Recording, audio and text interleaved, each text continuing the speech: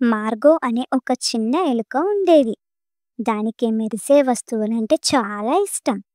దాని దగ్గర ఒక ప్రత్యేకమైన మెరిసే రాయి ఉండేది. అది చీకట్లో మెల్లగా మెరిసేది. ఒకరోజు ఉదయం అది నిద్రలేవగానే దాని మెరిసే రాయి తప్పిపోయింది. మార్గో తన ఇంట్లో అంతా వెతికింది. తన ఆకుల పరుపు కింద, చివరికి తనకిష్టమైన తవ్వే చోట కూడా వెతికింది. అది చాలా బాధపడుతూ ఏడ్చేసింది. అది వదిలేద్దామనుకునేసరికి దాని దగ్గరికి లిల్లీ ఆంటీ వచ్చింది.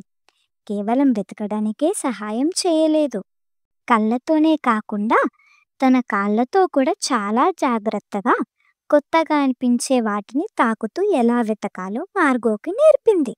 మార్గో తన పరుపు దగ్గర ఒక కదిలే చిన్న గులక రాయికి తగిలింది మరియు దాని కింద మెరిసే రాయి కనుగొంది.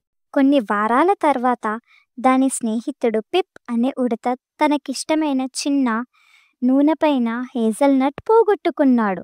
మార్గోకి ఆంటీ లిల్లీ మాటలు గుర్తొచ్చాయి. ఆగు పిప్ అని నెమ్మదిగా అంది. ఒక్క క్షణం నిశ్శబ్దంగా ఉందాం. చివరిసారిగా ఎక్కడ పడిపోయిందో ఆలోచించు.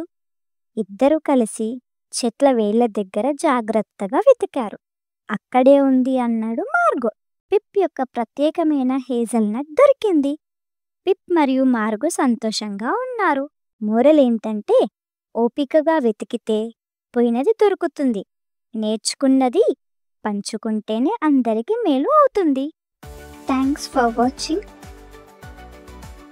Please do like, share and subscribe.